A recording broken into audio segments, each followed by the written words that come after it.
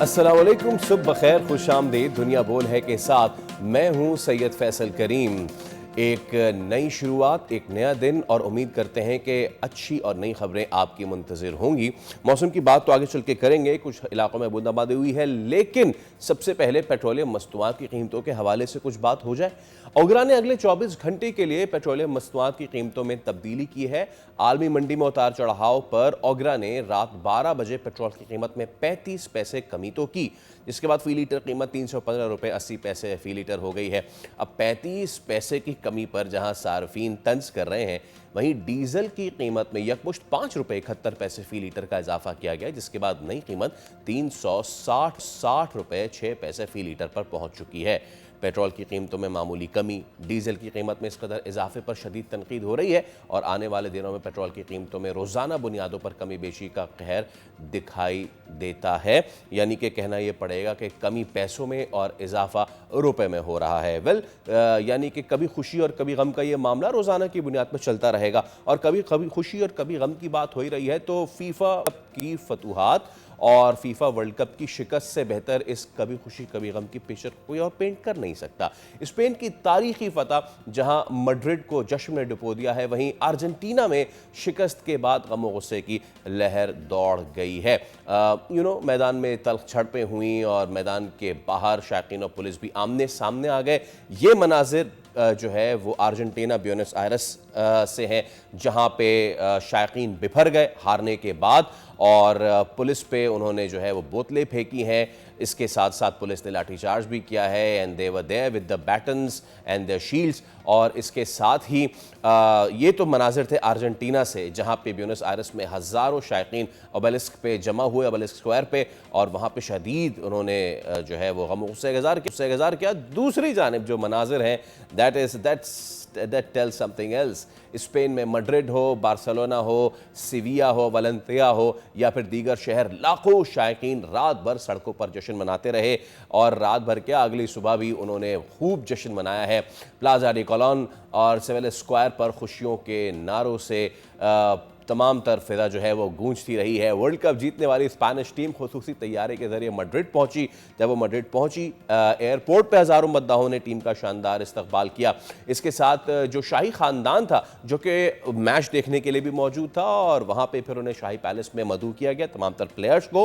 और प्लेयर्स को मदऊ करने के बाद किंग फिलिपे ने जो है ख़ास तौर पर जो मरकज़ निगाह बनी हुई है कि बाकी टीम के साथ उन्होंने हाथ मिलाया, लेकिन जिस तरीके से उन्होंने लमीन यमाल के साथ फिस्ट पम्प किया, दैट इज द फोकस। और अभी हम आगे बढ़ेंगे क्योंकि हमारे पास मजीद कई स्टोरीज हैं डिस्कस करने के लिए। ये सब फुटबॉल की भी बात करेंगे। खबरें ये भी हैं कि अर्जेंटीना के खिलाफ फीफा कोई इन्वेस्टिगेशन भी कर रहा है। क्या इसमें हकीकत है? Will discuss. चलते हैं right now to our top story and that is, एक बार फिर मौसम ने कहर ढाना शुरू कर दिया है। हमने कल ही बात की थी कि किस तरीके से शिमाली इलाका जात में इस वक्त शदीद सूरत हाल बनी हुई है, और ऐसे में कल जो है गुज़िश्ता रात भी कई ऐसी खबरें आई हैं जहाँ पे मानसून का जो स्पेल है वो जारी तो है ही, लेकिन अगर ख़ास तौर पर शिमाली इलाका जात की बात की जाए तो कश्मीर समेत खैबर पख्तूनख्वा में कई जगहों पर लैंडस्लाइडिंग है, कई जगहों पर बारिश हुई है, नालों में तुग़यानी आई है। NDMA ने गिलगित बल्तिस्तान, आज़ाद कश्मीर, खैबर पख्तूनख्वा में सैलाब का जो अलर्ट जारी किया था,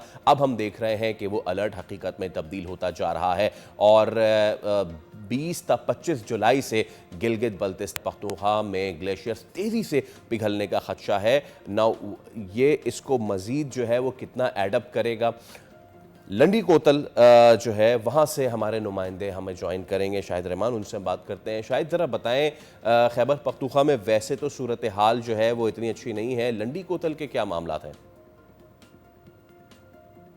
बिल्कुल, कल सुबह लंडकोतल और गिरदोनवाह में मूसलाधार बारिश के बायस नदी नालों में तुग़यानी आ गई थी और सैलाबी रेले के बायस मुख्तलिफ मकामात पर माली और जानी नुकसान हुआ था। लंडकोतल के इलाके खैबर के मुकाम पर एक गाड़ी में 3 अफराद जान बहक, जबकि खैबर के इलाके सदोखिल से ताल्लुक़ रखने वाले 2 नौजवान भी जान की बाजी हार गए थे। मुख्तलिफ वाक़यात में तकरीबन 5 अफराद जान बहक, जबकि 1 दर्जन के करीब बच्चे और दीगर जो है वो ज़ख्मी हो गए थे। जो रेस्क्यू 1122 ने इनको कवर करते हुए डिस्ट्रिक्ट हेडक्वार्टर अस्पताल लंडकोतल पहुंचा दिए गए। इसके साथ साथ मुख्तलिफ इलाकों में घरों और मकानात भी मुनहदम हो चुके हैं और कई गाड़ियाँ जो है वो भी सैलाबी रेले में बह चुके हैं। लंडी कोतल के अवाम ने हुकूमत से मुतालिबा किया है कि पाक अफगान शाहराह पर पुलों की तामीर को जल्द यकीनी बनाई जाए, क्योंकि आए रोज़ इस तरह के हादसात पेश आते हैं जिसके बायस अवाम को माली और जानी नुकसान उठाना पड़ता है। जी वारी हमें आगाह कर रहे थे लंडी कोतल की सूरत हाल से। दूर दराज इलाकों में और भी परेशानियां और मुसीबतें होती हैं, ख़ासतौर पे जहां सड़कें नहीं, राब्ता पुल जो है वो राब्ते का काम करते हैं। ओवरऑल खैबर पख्तूनख्वा की सूरत हाल जान लेते हैं। हमारे नुमाइंदे चौधरी कैसर हमारे साथ मौजूद हैं। कैसर, ज़रा बताइए, कल की भी अपडेट थी, क्या कुछ हुआ है कल से लेकर अब तक? कल कागान में काफ़ी तबाही थी। ओवरऑल खैबर पख्तूनख्वा क्या मंजर पेश कर रहा है? जी बिल्कुल, खैबर पख्तूनख्वा के अंदर मानसून बारिशों का जो सिलसिला है वक्फे वक्फे से जारी है। पीडीएमए ने खैबर पख्तूनख्वा के बलाई अजला में ग्लेशियर फटने का अलर्ट भी जारी कर दिया है। आज से 25 जुलाई तक बलाई इलाकों में शदीद बारिशों से फ्लश फ्लड और लैंड स्लाइडिंग का खतरा जाहिर किया गया है, जिनमें अपर चतराल, लोअर चतराल, अपर दीर, लोअर दीर, सवात, अपर कोस्तान, लोअर कोस्तान और मानसेरा।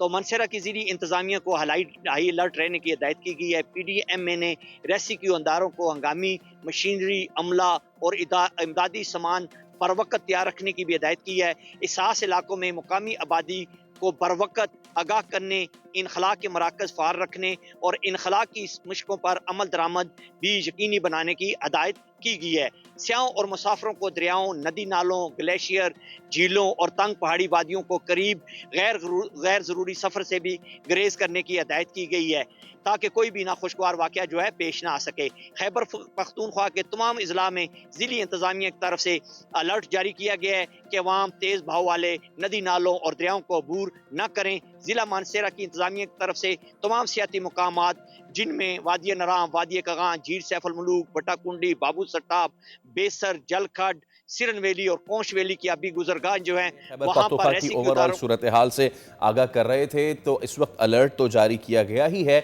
हम बात कर लेते हैं अलर्ट के बाद हमारी प्रिपेयर्डनेस कितनी है और कितना नुकसान अब तक हुआ है। अनवर शहजाद, तर्जुमान पीडीएमए खैबर पख्तूनख्वा, हमारे साथ मौजूद हैं। अनवर, अस्सलाम वालेकुम, बहुत शुक्रिया आपके वक्त के लिए। अनवर, पहले तो मुझे थोड़ी सी अगर स्टेटिस्टिक्स आप बता सकें जो आप लोगों तक पहुंची है, कहाँ कहाँ पे ये फ्लैश फ्लड्स आए हैं या कहाँ कहाँ पे ये जो एक ख़राब सूरत हाल बनी हुई है खैबर पख्तूनख्वा के कौन कौन से इलाकों में अब तक कैजुअलिटीज़ खुदा न खास्ता या ज़ख्मी कितने हैं?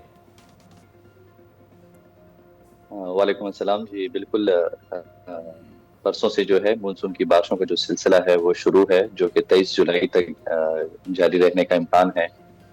ये 19 जुलाई को जो बारिशें हुई थी शुमाली वज़ीरिस्तान में, और जो कल जो बारिशें हुई हैं, शदीद किस्म की बारिशें थी जो मैदानी इलाकों में हुई हैं, उनसे जो है काफ़ी डैमेजेस जो हैं सामने आए हैं, जिसमें एबटाबाद है, बाजवड़ है, बुनीर है, खैबर है, कुरम है, चतरा लोअर है, मानसेरा है, मर्दान, पिशावर और तोरहर। ये इलाके हैं जहाँ पर फ्लश फ्लड और तेज़ बारिशों की वजह से दीवारें और छतें गिरने से काफ़ी ज़्यादा नुकसान सामने आया है। अब तक की जो इब्तदाई रिपोर्ट है जो पीडीएमए को मौसूल हुई है, तो उसके मुताबिक 12 अफराद जो हैं वो जहाँ बहक हो चुके हैं और 15 अफराद जो हैं वो अभी जख्मी हैं। इसके साथ साथ जो है काफ़ी ज़्यादा आबादी को भी नुकसान पहुँचा है, जिसमें जो है 14 घरों को जो है नुकसान पहुँचा है, जिसमें 13 घरों को जुज़वी और एक घर जो है मुकम्मल तौर पर मुनहदम हुआ है। इस बारिशों की प्रोडिक्शन जो है हमने पहले से ही 17 जुलाई से ही कर दी थी, और इसके साथ साथ जो है तमाम डिस्ट्रिक्ट एडमिनिस्ट्रेशन को हमने अलर्ट रखा हुआ था ताकि किसी भी नाखुशगवार वाक़े से पहले निपटा जा सके। लेकिन तेज़ बारिशें थी, जिस तरह लंडी कोतल में वाक़या पेश आया है, मर्दान में जो है वाक़या हुआ है जिसमें 2 अफराद जाँ बहक हुए हैं। लंडी कोतल में जो है फ्लश फ्लड की वजह से जो है गाड़ी के बह जाने से 7 अफराद जो है वो जाँ बहक हुए हैं। तो काफ़ी ज़्यादा डैमेजेस जो हैं हमारे पास सामने आए हैं, और स्टिल जो है अभी भी 23 जुलाई तक जो है शदीद बारिशों का इम्कान है, जिसकी वजह से जो है फ्लश फ्लड का खदशा जो है वो काफ़ी ज़्यादा बढ़ गया है। इसके साथ साथ नॉर्दर्न एरियाज़ की तरफ अगर हम देखते हैं, तो नॉर्दर्न एरियाज़ में जो है हमारे पास ग्लेशिएटेड इलाके हैं जहाँ पर ग्लेशियर्स के पिघलने का खदशा जो है वो अभी भी मौजूद है, क्योंकि बारिशों के साथ साथ जो है टेम्परेचर भी राइज है, तो टेम्परेचर के राइज होने से बर्फ के पिघलने का जो प्रोसेस होता है वो काफ़ी ज़्यादा तेज़ हो जाता है। तो ग्लेशियर के पिघलने से भी जो है फ्लैश फ्लड का खदशा काफ़ी ज़्यादा है। इसके लिए जो है हमने ग्लेशिएटेड इलाकों में जहाँ पर आबादियाँ हैं, वहाँ से जो है उन तमाम आबादियों को जो है हमने वहाँ से एवोकुएट कर दिया है, महफूज मकामात की जानिब जो है ये कौन से उनको इलाके हैं जो मुंतकिल आप कर कह दिया रहे हैं गया जो है। ग्लेशिएटेड इलाके हैं? क्योंकि पीडीएमए ने जो बालाई अजला है वहाँ ग्लेशियर फटने का भी अलर्ट जारी किया हुआ है आज से 25 जुलाई तक। लेकिन हमारे पास दो डिवीजन हैं, एक मालाकंड डिवीजन है, मानसेरा डिवीजन है। ठीक है। दोनों डिवीजन जो हैं यहाँ पर ग्लेशिएटेड इलाके हैं। चतराल अपर, चतराल लोअर, दीर अपर, दीर लोअर, स्वात है, मानसेरा है, कोहिस्तान अपर, कोहिस्तान लोअर। ये ऐसे इलाके हैं जहाँ पर ग्लेशियर्स काफी मिकदार में मौजूद हैं। तो यहाँ पर जो है महकमे मौसमियात की पेशन गोई को देखा जाए तो यहाँ पर जो है हमारे पास टेम्परेचर भी राइज होगा और इसके साथ साथ जो है बारिशें भी काफ़ी ज़्यादा होंगी, जिससे है ग्लेशियर्स पिघलने का खदशा काफ़ी ज़्यादा है यहाँ इन इलाकों में। तो यहाँ पर जो है जितनी भी हमने पहले से प्रिपरेशन थी वो कर दी है और इसके साथ साथ जो है टूरिस्ट जो है स्पेशली उनको जो है वहाँ से जाने से मना कर दिया गया है। दफ़ा 144 नाफिज है, पेट्रोलिंग पुलिस जो है वहाँ पर मौजूद है और इसके साथ साथ इमदादी टीमें, रेस्क्यू टीमें जो है वहाँ पर मौजूद हैं ताकि किसी भी नाखुशगवार वाक़े से जो है पहले से निपटा जा सके।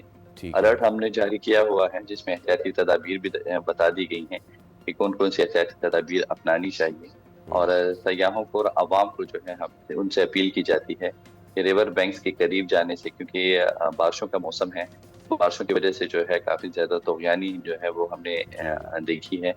तो इसकी वजह से जो है काफ़ी ज़्यादा डैमेज सामने आ सकते हैं, तो वहाँ पर जो है हमने काफ़ी ज़्यादा प्रिपरेशन की हुई है।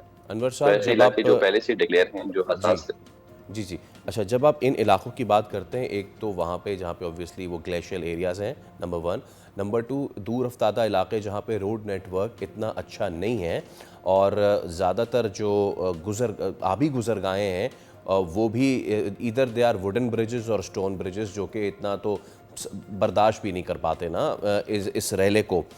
ऐसे में आप लोगों की मुश्किलात कितनी बढ़ जाती हैं, मुझे ये बताइएगा। How difficult it is to do the rescue work over there? लेकिन जी जहाँ पर दूर अफ्तादा इलाके हैं जहाँ पर हमारी रसाई कम होती है, वहाँ से हम पहले प्रिपरेशन कर देते हैं। जिस तरह हम अलर्ट इशू करते हैं तो डिस्ट्रिक्ट एडमिनिस्ट्रेशन, ये जितने भी हमारे इमदादी इदारे होते हैं उनको जो है हम अलर्ट रख देते हैं। उनके लिए जो है अल्टरनेट रास्ते जो हैं वो हम पहले से ही तैयार रखते हैं कि खुदा ना खास्ता अगर किसी पुल को या किसी रास्ते को जो है नुकसान पहुंचता है, ट्रैफिक जैम हो जाता है जिसकी वजह से सयाह फंस जाते हैं, तो उनके लिए जो है एक अल्टरनेट रास्ता पहले से ही हम रखते हैं ताकि अगर इस तरह के कोई वाक़या सामने आता है तो अल्टरनेट रास्ते हमारे पास होते हैं। इसके साथ साथ जो है मशीनरी को डिप्लॉय कर दिया जाता है पहले ही से। जिस तरह ही अलर्ट इशू होता है, तमाम जितने भी दस्तयाब वसाइल होते हैं तो वो जितने भी हसास इलाके हैं जब हम डिक्लेयर कर देते हैं पहले ही से कि ये हसास अजला है जहाँ पर जो है हमें काफ़ी ज़्यादा दुश्वारी सामने आ सकती है, तो वहाँ पर मशीनरी और अमला जो है वो डिप्लॉय कर देते हैं ताकि जो है बर वक्त किसी भी नाखुशगवार वाक़े से निपटा जा सके। तो ये चीज़ें होती हैं दूर अफ्तादा इलाकों में जो है।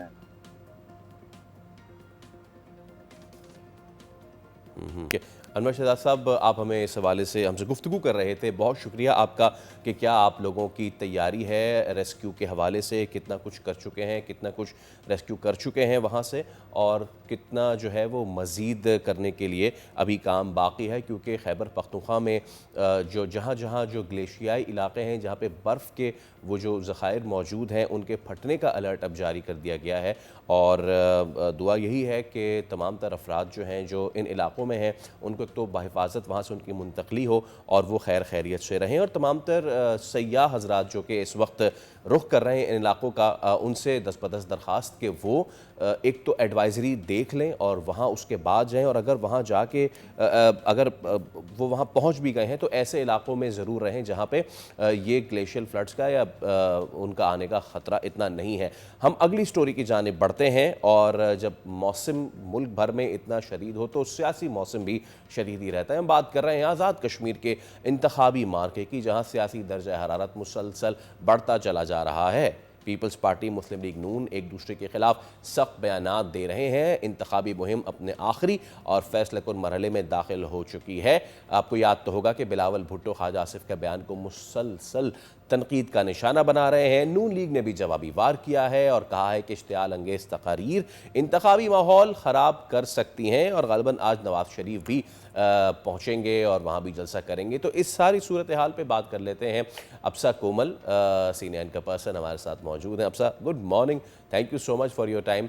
अप्सा, आज़ाद जम्मू कश्मीर में 27 जुलाई को आम इंतखाबात होने जा रहे हैं। मौजूदा सियासी माहौल को किस नज़र से देख रही हैं? ये जो इंतखाबात हैं, ये इंतखाबात रिवायती सियासी मुकाबला है या फिर you see any other twist in it this time? जी, आज़ाद कश्मीर की जो सियासत है वो हमें एक बड़े मुश्किल मरहले में इस वक्त नज़र आती है। माजी में इस तरह की सूरत हाल इलेक्शन में नहीं देखी गई। जिस किस्म के वहाँ पर इस वक्त सेंटिमेंट है, जिस किस्म की ग्रॉस जो है वो जो मिस हैंडलिंग हुई है वहाँ पर प्रोटेस्ट के हवाले से, सो बिल्कुल यकीनी तौर पे जिन जमातों के पास कैंपेन करने की गुंजाइश है वो एक बड़ी मुश्किल पोजीशन में हैं कि किस तरीके से वो अपनी तरफ लोगों को कायल कर सकें। बिलावल भुट्टो तो मुसलसल वफाकी वज़रा को तनकीद का निशाना बना रहे हैं अपनी इस कैंपेन को, क्योंकि कोई मतलब तो देना होता है। यही हमें नज़र आया गिलगित में कैंपेन करते हुए उन्होंने अपनी तनकीद का महवर वफाकी हुकूमत की पॉलिसीज़ को रखा। लेकिन नवाज़ शरीफ साहब ने अब कैंपेन के लिए जाना है तो उनके पास क्या होगा बताने के लिए कश्मीर के अवाम को एक ऐसे वक्त में कि जब एक बड़ा सेंटिमेंट है वहाँ पर, जिसमें से ज़्यादातर सेंटिमेंट हम तक पहुँच भी नहीं पा रहा क्योंकि इंटरनेट की मुकम्मल बंदिश है। सो क्या ये एक जो सियासत है यकीनी तौर पे एक बिल्कुल गैर मामूली मोड़ पर खड़ी हुई है और हमेशा से जो कश्मीर में होता आया है कि वफाक के बैठे फ़ैसला साज़ों को अपनी मर्ज़ी की हुकूमत ही वहाँ पर मिलती है। इस बार हमें देखना होगा कि किस किस्म का सरप्राइज़ इन सियासी जमातों को मिलेगा। अच्छा, वैसे अप्सा, किन हलकों या किन नशिस्तों पे आपको असल मुकाबला मुतवक्के है? मैं इसको अगर ऐसे कर दूं कि दो बड़ी जमातों के अलावा आप कोई और सरप्राइज एलिमेंट भी इसमें एक्सपेक्ट कर रही हैं?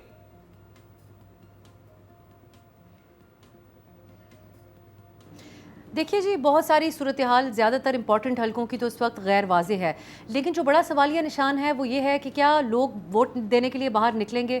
सो जो डिबेट है इस वक्त वो वोटर टर्नआउट की है। जो बिलावल भुट्टो साहब, आपको याद होगा कुछ दिन पहले उन्होंने तकरीर में कहा कि इंतखाबात लड़ने का माहौल यहाँ पर मौजूद नहीं है। तो क्या वहाँ के लोग इन प्रोटेस्ट निकलेंगे वोट डालने के लिए या इसका मुकम्मल बॉयकॉट करेंगे? ये एक बड़ा सवालिया निशान होगा और ये इम्पॉर्टेंट भी बहुत होगा सिम्बॉलिकली ये बताने के लिए कि वहाँ के लोग आखिर इस इंतखाब को किस नज़र से देख रहे हैं। अच्छा, क्या पीपल्स पार्टी सिंध और मुस्लिम नून जो है पंजाब की मिसालें देकर आज़ाद कश्मीर के वोटर्स का दिल अपनी तरफ कर सकते हैं, जैसे हमने जीबी में देखा था?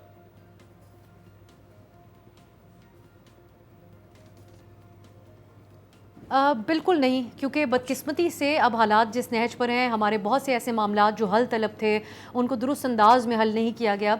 तो अब ये जो डेवलपमेंट है ये एक सेकेंडरी टॉपिक होकर रह गया है। बलूचिस्तान की अगर हम बात कर लें तो वहाँ पर भी हम पहले बात करते थे कि डेवलपमेंट के ज़रिए बहुत से मामलात को तब्दील किया जा सकता है। इसी तरीके से कश्मीर में जो डिबेट है वो डेवलपमेंट के अराउंड नहीं है, वो दीगर मामलात के हवाले से है। उनके जो मुतालबात हैं उसको लेकर कि बुनियादी सतह की सुनवाई भी क्या उनकी हो रही है मरकज़ में या नहीं हो रही है, क्या रिस्पेक्ट किया जा रहा है उनके तहफ़्फ़ुज़ात को या जो उनके डिमांड्स हैं उसको। और फिर हमारे लिए कश्मीर हमेशा से एक बड़ा सेंसिटिव मामला भी रहा है। कभी भी इस किस्म की सूरत हाल नहीं क्रिएट होने दी गई और उस नहज तक पहुँचने नहीं दी गई जहाँ पर भारत भी उसको इस्तेमाल करे, क्योंकि भारत तो इस ताक में होता है कि पाकिस्तान से कोई ऐसी बात हो बिलखुसूस कश्मीर से रिलेटेड जिसको वो मज़ीद एक्सप्लॉइट कर सकें। और यहाँ पर उनको भरपूर मौका मिला है पिछले कुछ 1-1.5 महीने में कि वो इस सूरत हाल को एक्सप्लॉइट करने की कोशिश करें। यकीनन ऐसा नज़र आता है कि पीपल्स पार्टी सिंध की तो क्या ही मिसाल देंगे वो, और नून लीग पंजाब की अगर कोई मिसाल देती भी है तो मामलात इससे आगे बढ़ चुके हैं। अच्छा, अफसा, आपने देखा होगा the war of rhetoric, Bilawal Bhutto जो हैं वो मुसलसल ख्वाजा आसिफ के बयान को एक इंतखाबी इशू बनाने की कोशिश कर रहे हैं। तो आप इसको कैसे देखते हैं? ये मामला वाकई वोटर के फैसले पर कोई असर डालेगा या फिर आवाम के लिए जो फैसला साजी में महंगाई, रोज़गार और गवर्नेंस जो हैं यहाँ के भी आवाम के मसाइल हैं? देखिए, वफाकी वज़रा की सतह से ख़ासकर आप वज़ारत दिफ़ा के लेवल पर अगर मौजूद हों और उसके बाद आपका जो बयान हो वो तमस्खुर उड़ाने के मुतरादिफ हो, सो उसको आपके अपोनेंट जो इस इलेक्शन में कैंपेन कर रहे हैं वो इस्तेमाल करेंगे, क्योंकि इसके ऊपर यकीनी तौर पे बिलावल साहब ऑन ग्राउंड मौजूद थे और एक बड़ा सेंटिमेंट उनको मिला होगा। इसका जवाब दिया गया राना सनाउल्लाह साहब की तरफ से बिलावल भुट्टो को, और उन्होंने कहा कि ये जो 6 महीने की हुकूमत पीपल्स पार्टी ने कश्मीर में बनाई है, हमने इसकी मुखालफत की थी लेकिन पीपल्स पार्टी बज़िद थी। ये बयान है राना सनाउल्लाह साहब का। एहसन इकबाल साहब ने भी बड़ा रिएक्शन दिया इसके ऊपर और कहा कि कराची के साथ उन्होंने लाहौर का कंपैरिजन किया और लोगों को डेवलपमेंट का हवाला दिया, लेकिन हकीकत यही है कि यहाँ पर जो बयानात हैं वज़रा के, वफाकी वज़रा के, उसके साथ जो हैंडलिंग थी इस प्रोटेस्ट की, उसमें पीपल्स पार्टी और नून लीग बिल्कुल बराबरी पे खड़े हुए हैं। दोनों का किरदार एक जैसा है। अब बयानात की हद तक जो भी तनकीद की जाती रहे, लेकिन बिलावल भुट्टो की ये जो मुतालबा है कि एक ट्रूथ एंड रिकन्सिलिएशन कमीशन बनाया जाए जो तमाम हक़ाइक़ का जायज़ा ले, और बिलखसूस जो महाजिर नशिस्तों का मामला है, महाजिर सीट्स का, सो वो जो उनका मुतालबा है उसके ऊपर उन्होंने ये दावा किया कि उनको विफाक से कोई जवाब मौसूल नहीं हुआ। तो यहाँ पर नज़र आता है कि विफाकी हुकूमत, नून लीग की हुकूमत काफ़ी हद तक इस मामले से एक, जिसको हम अंग्रेज़ी में ऑस्ट्रिच सिंड्रोम कहते हैं, कि शतर मुर्ग की तरह रेत में सर दबा लेना और समझना कोई आपको देख नहीं रहा, इस तरीके से इस मामले को इग्नोर करने की कोशिश कर रहे हैं। इसकी जब तक ओनरशिप लेकर इसका हल नहीं तलाश किया जाएगा तो सूरत हाल ऐसी रहेगी। अच्छा, अब सर अगर इंतखाबात के बाद किसी जमात को वाज़ेह अक्सरियत नहीं मिलती तो यहाँ मखलूत हुकूमत अगर बन भी जाती है तो वो कैसे शेप अप करेगी, या फिर गिलगित बल्तिस्तान की तरह ही कोई कमज़ोर हुकूमत आप देख रही हैं?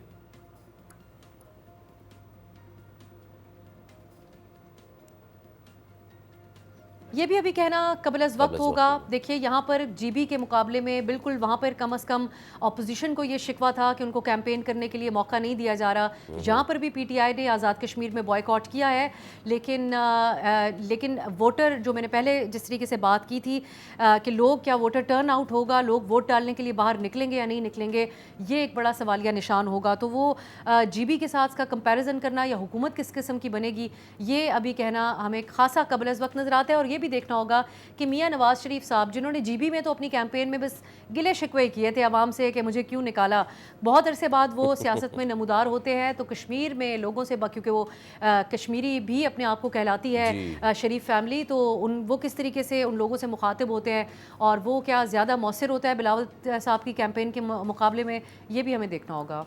अच्छा, मुझे आखिर में आपसे जानना है कि वफाकी हुकूमत, आज़ाद कश्मीर हुकूमत और सियासी जमातों के दरमियान जो ताल्लुकात हैं इस इंतखाब में किस हद तक किरदार अदा कर सकते हैं? आई मीन, क्या ये इंतखाब मुकामी इशूज़ पर होगा या कौमी जो सियासत में इस वक्त चल रहा है वो भी नताइज पर असर डाल सकते हैं?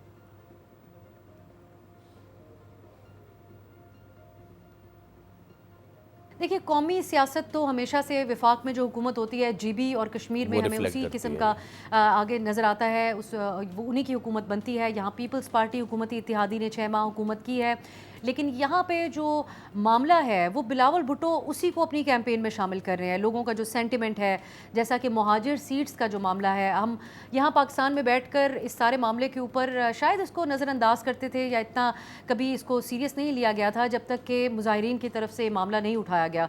यही हमें कैंपेन में एक डिबेट बना हुआ नज़र आ रहा है, जैसा कि हर रोज़ इसके कोई ना कोई कंपैरिजन्स पेश होते हैं। तो अब ये बात हो रही है कि जो 8 अजला का एक कंपैरिजन पेश किया गया है, महाजिर जो 8 अजला, टोटल 8 अजला के अंदर रजिस्टर्ड महाजिर वोट हैं 10, बल्कि 10 से भी कम बताए जा रहे हैं। सिर्फ एक एग्जाम्पल अगर देखी जाए महाजिर नशिस्तों के हवाले से जो एक ओवरऑल डिबेट है, खैबर पख्तूनख्वा में 3 डिस्ट्रिक्ट्स में से सिर्फ 3 रजिस्टर्ड वोटर हैं और अमला 20 लोगों का तैनात किया गया है। तो ये एक ऐसा मामला है जिसके ऊपर बात होनी चाहिए। पीपल्स पार्टी भी अभी एक ओवरऑल एक पोजीशन अपनी रख रही है कि इन मामलात के ऊपर मुज़ाकरात और बातचीत होनी चाहिए। नून लीग तो इसके ऊपर खामोशी ताने हुए है। इससे पहले जब इसके ऊपर डिबेट की, ऐसा लग रहा था कि कोई गुंजाइश ही ख़त्म कर दी गई है। तो इस मामले को जो एड्रेस करेगा, यकीनी तौर पर उसकी बात को कुछ हद तक वेटेज भी मिलेगा कश्मीर के अवाम की तरफ से, लेकिन हमें देखना होगा कि किस हद तक उनको कायल कर पाते हैं। एब्सोल्युटली, बहुत शुक्रिया अफसर कोमल, आप हमारे साथ मौजूद थी और आज़ाद जम्मू कश्मीर इंतखाबात के हवाले से अपनी राय से हमें आगाह कर रही थी।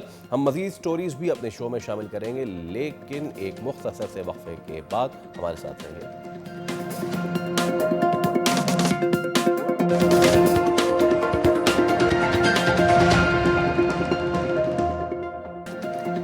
Welcome back. हम आपसे मुख्तलिफ ऐसे लोगों की कहानियाँ शेयर करते हैं जिन्होंने बड़ी ज़बरदस्त रिसर्च की होती है और उन्हें क्लेम भी किया जाता है on the horizon of the world. लेकिन आज एक बहुत ही अनोखी तहकीक आपके सामने हम रखते हैं। पाकिस्तानी नौजवान मुहक्किक ने जंगली हयात के तहफ़्फ़ुज़ के मैदान में आलमी सतह पर मुल्क का नाम रोशन किया है। बिलाल मुस्तफ़ा को यूरोप के मारूफ इदारे ने young researcher of the year award से नवाजा है। बिलाल मुस्तफ़ा के मुताबिक वो एजाज़ हासिल करने वाले पहले पाकिस्तानी हैं।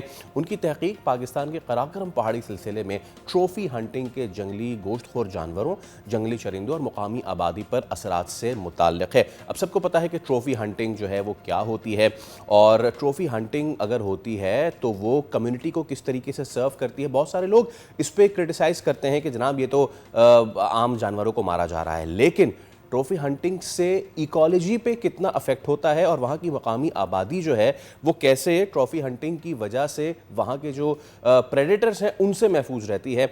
बिलाल मुस्तफ़ा से हम बात कर लेते हैं। बिलाल मुस्तफ़ा, अस्सलाम, गुड मॉर्निंग। वैसे यहाँ पे गुड मॉर्निंग है और आपकी तरफ तो इस वक्त ग़ालिबन रात ही होगी, बिकॉज़ आप माशाल्लाह से इस वक्त टेक्सास में हैं, PhD कर रहे हैं फ्रॉम द टार्लेटन स्टेट यूनिवर्सिटी।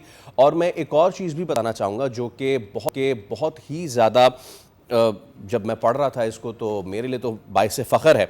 आप फेलो हैं one of the oldest scientific body in the world, the Linnaean society of London, जहाँ पे चार्ल्स डार्विन ने अपनी थ्योरी ऑफ एवोल्यूशन पेश की थी। तो ये तो क्या ही कमाल बात है सर।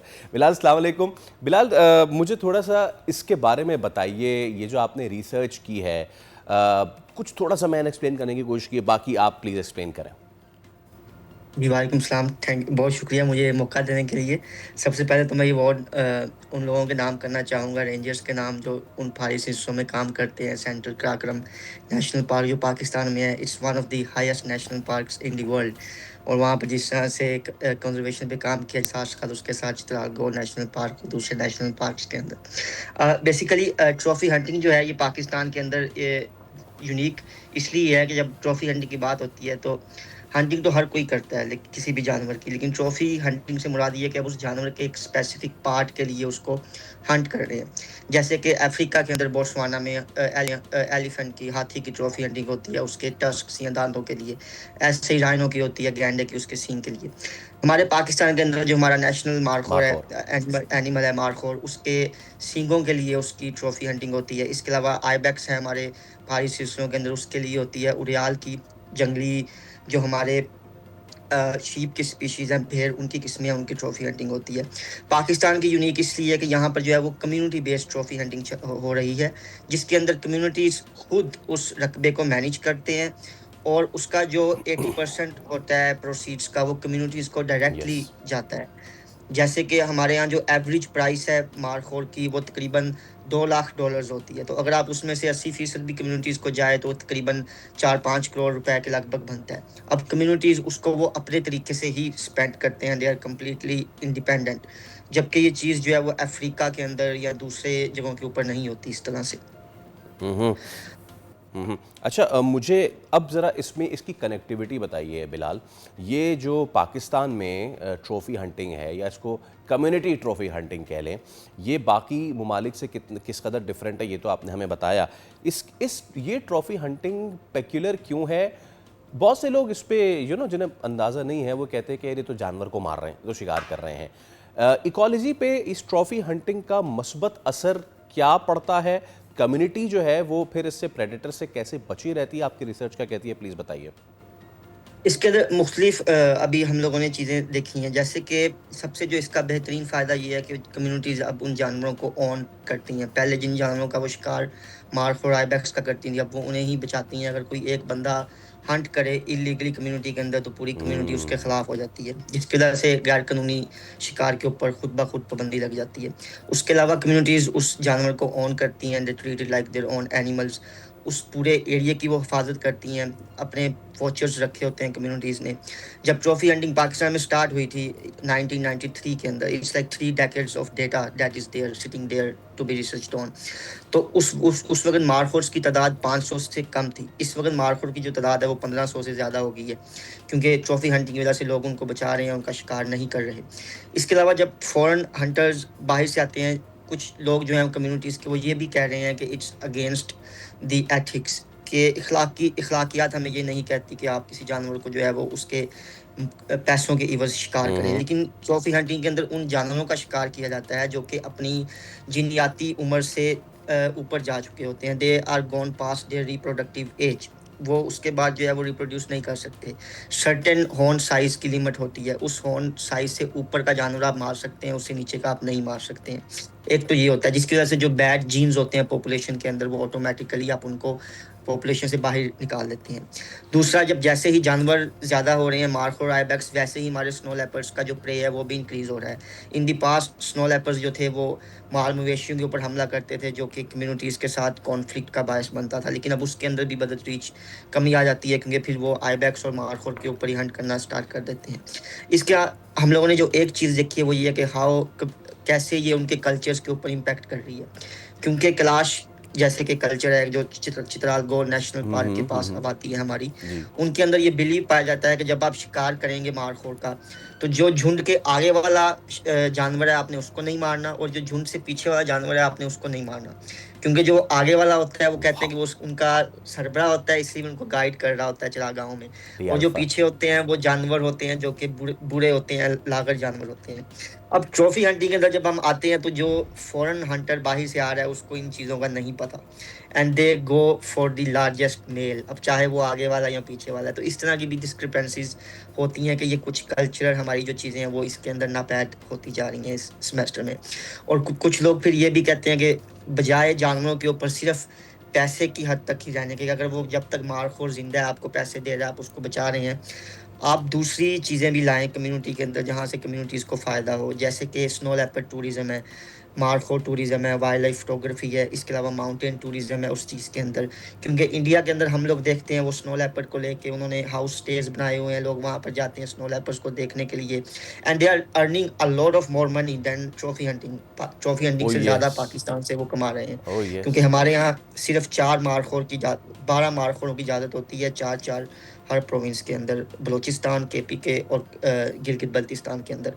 लेकिन इंडिया के है वो बहुत आगे तक गया हुआ है, तो उसकी भी ज़रूरत है हमें यहाँ पर करने की कि मारखोर टूरिज़्म और स्नो लेपर्ड टूरिज़्म को प्रमोट किया जाए पाकिस्तान के अंदर। मेरे ख्याल से हमारे यहाँ सिर्फ 2 पॉइंट्स पे ये है। एक तो वो चित्राल में जहाँ पे पानी पीने के लिए उतर के नीचे आते हैं, वहाँ पे मारखोर आप देख सकते हो बहुत दूर से, दैट इज़ नेचुरल, उस पर वहाँ की लोकल कम्युनिटी या लोकल गवर्नमेंट का कोई कमाल नहीं है। और दूसरा, एक नलतर में एक बर्फ़ानी चीता पकड़ा हुआ है, दैट्स इट, इसके अलावा कुछ नहीं है। बड़ा अच्छा आपने पॉइंट रेस किया है। ये भी बहुत बताते जाइएगा लोगों को कि जो आपने बात की है कम्युनिटी ने खुद ही रियलाइज़ किया, क्योंकि अगर वो खुद ही अपने बिहाफ पे सबको किल करना शुरू कर दें सारे मारखोर्स को, तो इसका मतलब ये है कि जो हमारा एपेक्स प्रेडेटर है उस जगह का, उसके लिए बचेगा नहीं फिर कोई फूड, और फिर तो वो ऑब्वियसली आबादी पे हमला करेगा। तो इसलिए भी ये बड़ा ज़रूरी है लोकल आबादी का इसमें इंटरवीन करना। मैं हमेशा से बिलाल ये चीज़ फैसिनेट मुझे करती थी, I will keep it short, कि ये लोग आइडेंटिफाई कैसे करते हैं इतनी दूर से इन जानवरों को, मैजेस्टिक मारखोर्स को, कि जनाब इनकी एज पूरी हो गई है और इनकी एज पूरी नहीं हुई है। आई मीन इसके लिए बंदे की आँख का मजबूत होना बड़ा ज़रूरी है जी। उनके जो मारखोर के सींग होते हैं उनके ऊपर कर्व्स होते हैं, तो हर कर्व जो होता है उनकी एक साल की जो है वो एज को जाहिर करता है। इससे हमें उनको आइडेंटिफाई करने में आसानी हो जाती है। ऐसे ही आइबैक्स के अंदर भी आपके वहाँ पर एजेस होते हैं हॉर्न्स के ऊपर, तो उनकी वजह से हमें उनकी एज का पता चल जाता है। अब इसके अंदर जो आपने बात की है कम्युनिटीज़ वाइल्ड लाइफ डिपार्टमेंट के साथ मिलके जो है उनको कंजर्व करती हैं। और इस वक्त पाकिस्तान के अंदर देखने के लिए चित्राल गौर नेशनल पार्क, वहाँ पर बहुत अच्छी पॉपुलेशन है।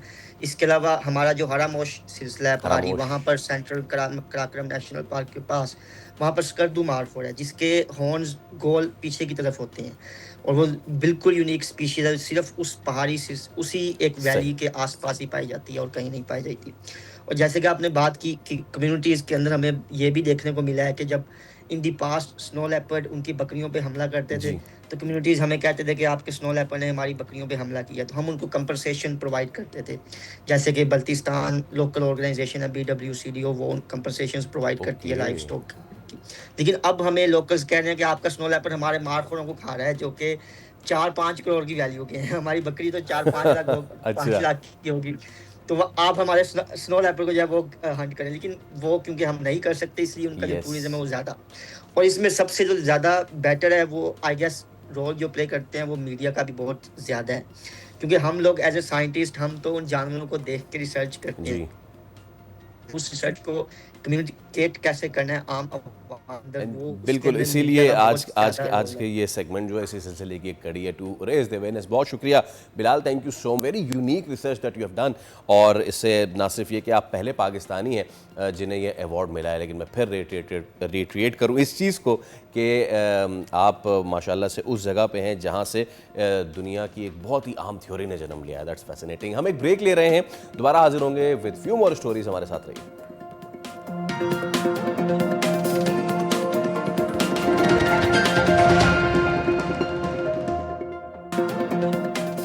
करते हैं कि 35 पैसे की कमी से आपने अपनी ज़िंदगी भर के लिए प्लानिंग जो है अब कर ली होगी कि आपने इस बचत के साथ क्या क्या करना है।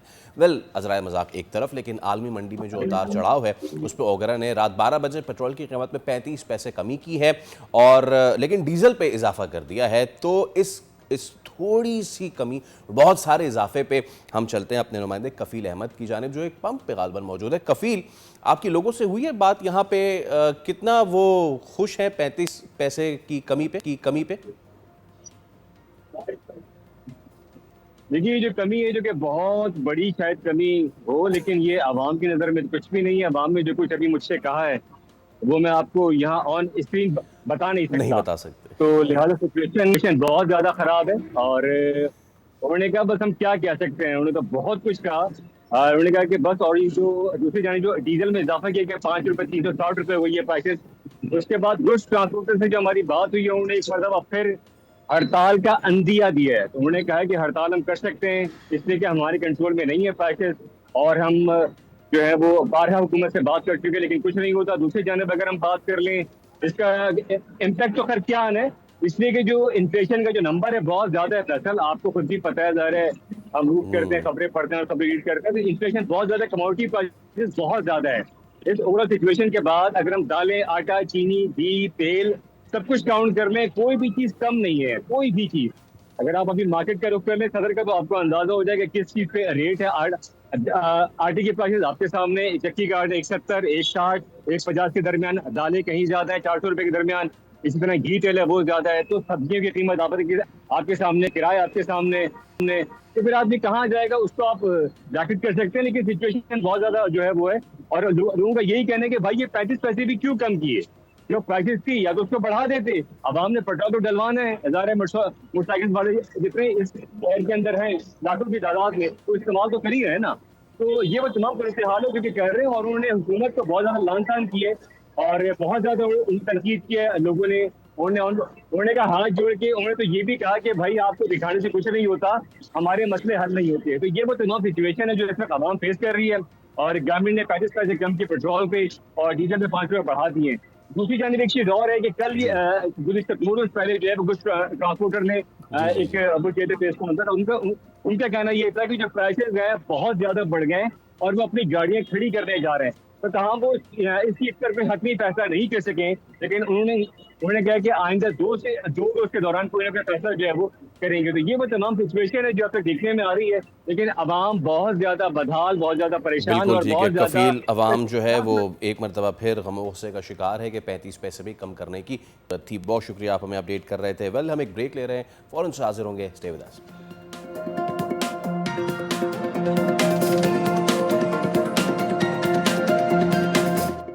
एक बार फिर आपको कहेंगे खुशामदीद। आप देख रहे हैं दुनिया बोल है। अब वक्त है डिस्कस करने का जो इस वक्त सबसे अहम मामला चल रहा है बैनुल-अक़वामी अमूर का, और वो है ईरान अमेरिका के दरमियान कशीदगी का मज़ीद इजाफा। सवाल ये भी है कि ये कशीदगी मज़ीद वैसे तो हमलों की सूरत में बढ़ती जा रही है, जहाँ एक जानिब अमरीकी फ़ौज ने मुसलसल 10वीं रात ईरान पर हमला जारी रखा है। इन अ नटशेल, सेंटकॉम के मुताबिक ईरानी फ़ौजी command centres, missile, drone launch sites, पैरी तनसीबात और दिफाई निज़ाम को निशाना बनाया है। ईरान ने जवाबन बहरीन और कुवैत में अमरीकी फ़ौजी अड्डों पर मीज़ाइल और ड्रोन हमलों का दावा किया है। ईरानी फ़ौज के मुताबिक कुवैत के 3 अहम अमरीकी फ़ौजी मराकज़ को खामाकाजी ड्रोन से निशाना बनाया है। लेकिन ऑन द अदर हैंड, अब क्या अभी भी मुज़ाकरात की जो कुछ लॉ है वो जल रही है, क्योंकि जो सालिस हैं उन्होंने 10 दिन की जंगबंदी की तजवीज़ दी है। क्या यही वो बात है जिसको लेके ईरान के वज़ीर दाखिला इस्कंदर मोमिनी आला सतह वफ्द के हमरा इस्लामाबाद पहुँचे हैं? वैसे मार्को रूबियो ने भी कहा है कि we are open to all the negotiations. जब इस्कंदर मोमिनी पहुँचे हैं उनका मोहसिन नकवी ने इस्तकबाल किया है और कहा जा रहा है कि बहुत ही अहम पैगाम वो मसूद पेज़ेश्कियान का लेके पाकिस्तान पहुँचे हैं। तो इस सब पे हम बात कर लेते हैं। हमारे साथ मौजूद है माहिर बैन अक़वामी उमूर डॉक्टर। अस्सलाम वालेकुम डॉक्टर साहबा, thank you so much for your time ma'am, good morning. Doctor साहबा, ये बड़ा अहम दौरा है इस तनाजुर में भी कि एक बार जंग रुकी, MOU हुआ और दुनिया खुश हुई, उसके बाद अब दुनिया बहुत परेशान थी कि जब इस MOU को इन अबेंस डाला गया और दोनों फ़रीक़ैन ने दोबारा लड़ना शुरू किया। 10 दिन की सालिसी की तजावीज़ की ख़बरें भी सामने आ रही हैं और ख़ास तौर पे अब ये जो दौरा है ईरानी वज़ीर दाखिला का, इसको कैसे देखती हैं? क्या मुमकिन पैगाम लेके पहुँचे हैं वो? जी, गुड मॉर्निंग आपको भी, आपके व्यूअर्स को भी। आपके बुलाने का बहुत शुक्रिया। प्लेजर। 3 खबरें जो हैं वो बहुत इम्पोर्टेंट हैं। 2 तो आपने सुना दी हैं कि वज़ीर दाखिला ईरान के जो हैं वो पाकिस्तान के विज़िट पे हैं और 10 दिन का जो है वो हॉस्टिलिटीज़ को रोकने की बात हो रही है। और तीसरी खबर ये है कि अंसारुल्लाह या हूती जिन्हें कहते हैं, उन्होंने बाबुल मंदेब बंद करने का जो है वो ऐलान कर दिया है।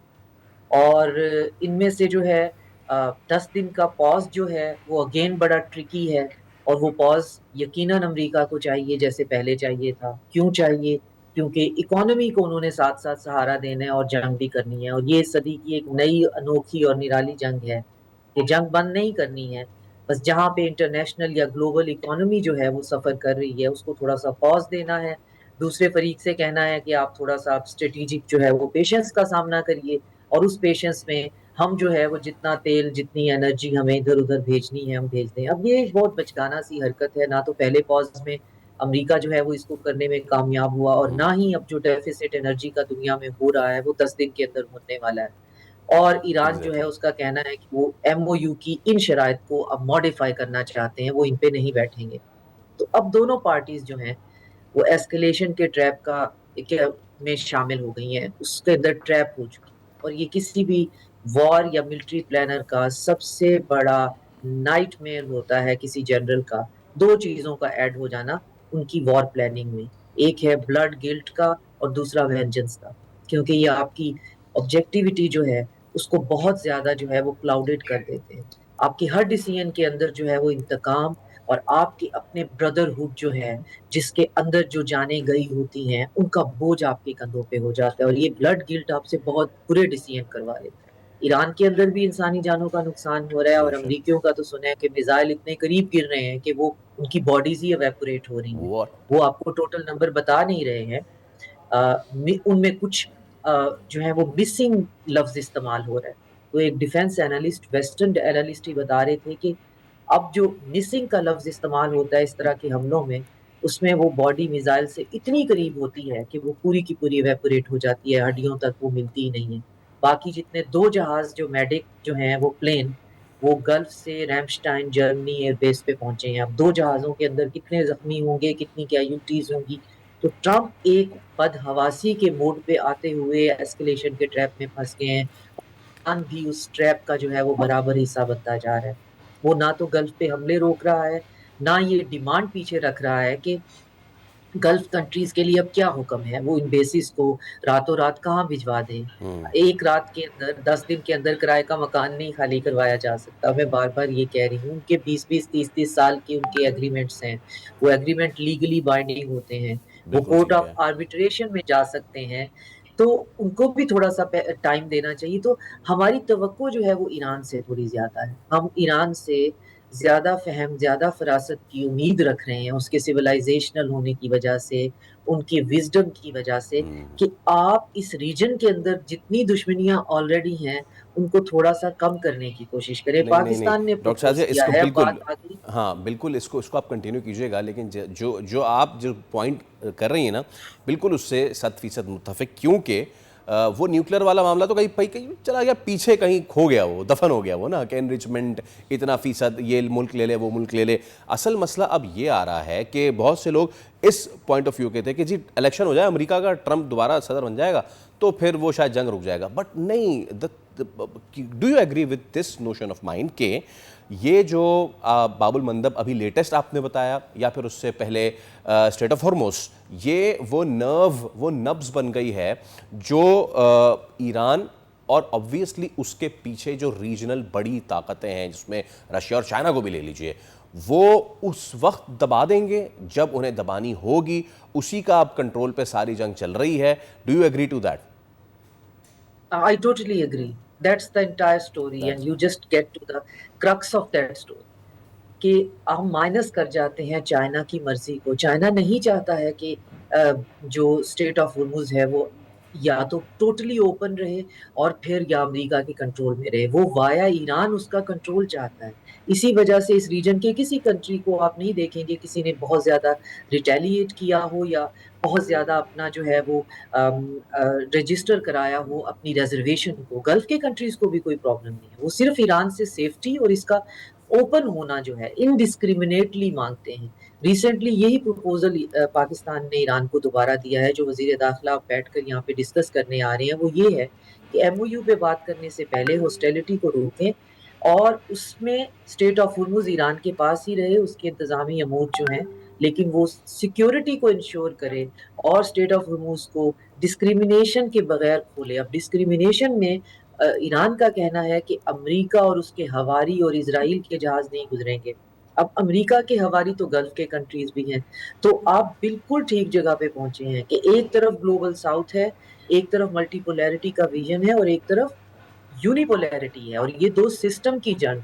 इसमें जो कल की एम्पायर थी वो आज बहुत जख्मी है, वो आज बहुत परेशान है, वो बहुत पैनिक में है, और इन तीन चीजों के कॉम्बिनेशन से वो बहुत रोग हो सकती है, वो बहुत बेलाकोस्ट हो सकती है, वो कुछ भी कर सकती है, क्योंकि एम्पायर्स आसानी से नहीं जाती हैं। या तो वो सिस्टमेटिकली उनका डिक्लाइन होता है, अगर एब्रप्ट डिक्लाइन हो तो वो बहुत ज्यादा रेजिस्ट करती हैं अपने एब्रप्ट डिक्लाइन को।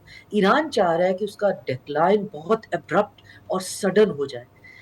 वो नहीं होगा। अमेरिका किसी हद तक चला जाएगा। उन्होंने नागासाकी और हिरोशिमा पे न्यूक्लियर अटैक करने के बाद बाकायदा ओपिएट छपवाए थे कि ये हमने इंसानियत के लिए किया है, it is for the greater good of humanity. तो वो ईरान के साथ भी करके ये दूसरों को कहने की कोशिश करेंगे। हमने गजा का जेनोसाइड 24/7 एचडी कैमरास पे देखकर क्या कर लिया? आप अपने से ये सवाल करिए, मैं अपने से कर लेती हूँ, तो हमें पता चल जाएगा कि हमारे पास कितनी ताकत है चीजों को अभी भी रोकने की। हम देख रहे हैं, हम विक्टिम हैं उस जेनोसाइड को 24/7 देखने की। तो ईरान के साथ कुछ हो जाएगा तो मैं और आप हम क्या कर लेंगे? अभी भी हम कुछ कर लेने की पोजीशन में नहीं, और ईरान ये समझ में नहीं आ पा रहा कि पाकिस्तान जो चाइना और रशिया और इस रीजन की एमा पे एज अ फोर रनर काम कर रहा है। वो बाज लोग कहते हैं जी पाकिस्तान को क्या जरूरत थी मीडिएशन की। पाकिस्तान इस रीजन के सिक्योरिटी फ्रेमवर्क पे काम कर रहा है। अब ईरान एक लिंचपिन बन गया है तो उसको तो ठीक करना है। ये पाकिस्तान ईरान और अमेरिका की सुलह करवाने में नहीं लगा हुआ, वो मल्टीपोलैरिटी के सिक्योरिटी फ्रेमवर्क पे काम कर रहा है, जो कि रीजनल प्रॉब्लम्स का रीजनल सोल्यूशन होगा। क्योंकि हम चाइना के साथ हमारी स्ट्रेटेजिक पार्टनरशिप है जो हिमालय से ऊंची है और शहद से मीठी है, तो हम हैं ही उनके कैंप में। हम इंडिविजिबल सिक्योरिटी पे काम कर रहे हैं, हम विन विन कॉपरेशन काम कर रहे हैं। अब पाकिस्तान क्या करे अगर ये प्रॉब्लम जो है वो टेम्परेरी सेटल नहीं होता, और ये प्रॉब्लम सेटल हो सकता है अगर ईरान थोड़ा सा गल्फ की तरफ जो ऑलरेडी इंटिमिडेशन है उसको सबड्यू कर ले। गल्फ के साथ तो कभी भी मोहब्बत के रिश्ते नहीं। ईरान ये कर ले, फिर गल्फ क्या करे? देखें, जो ताज़ा तरीन जो झड़पें शुरू हुई हैं मैम, वो तो उसी वजह से शुरू हुई थी ना कि गालिबन ओमान था जो कि अमेरिका और फ्रांस के साथ मिलके जो है वो एक नई चैनल खोलने की कोशिश कर रहा था।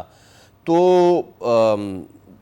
अगेन वही बात कि ईरान से सब एक्सपेक्ट तो कर रहे हैं, बट गल्फ से क्या एक्सपेक्ट किया जाए अगर इस तरह की चीज़ होगी जिस पे ईरान कह रहा है कि भाई वी वर द सिग्नेटरीज और ये तो हमारे ज़िम्मे थी स्टेट ऑफ हॉर्मुज़, हम तो नहीं चाह रहे कि अब कोई तीसरी या दूसरी जो है पैसेज खुले और कंट्रोल किसी और के हाथ में जाए। ईरान ये करे, गल्फ क्या करे? ओमान और ईरान के दरमियान मुसलसल बातचीत चल रही है। ऑपरेशनलाइज बिल्कुल कि स्टेट ऑफ हॉर्मोज जो है, और ये 70% आपस में डिवाइड करेंगे और 30% गल्फ कंट्रीज को वापस चला जाएगा, क्योंकि कार्गो उनका बहुत ज्यादा है, इस्तेमाल उनका बहुत ज्यादा है, ताकि वो भी परेशान ना हो। और चीजें स्मूथली चल ही रही थी।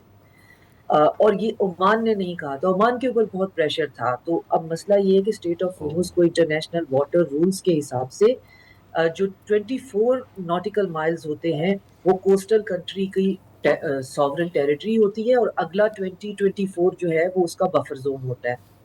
तो ये 40 किलोमीटर जो हैं ये एक मुल्क के अपने होते हैं। 24 वो क्लेम कर सकता है कि जी मेरे हैं, और अगले 20-25 उसके बफर होते हैं, वो कोई और नहीं क्लेम कर सकता। अब ये ओमान और ईरान के दरमियान में टोटल विड्थ बास जगहों पे 40 से ज्यादा नहीं बनती।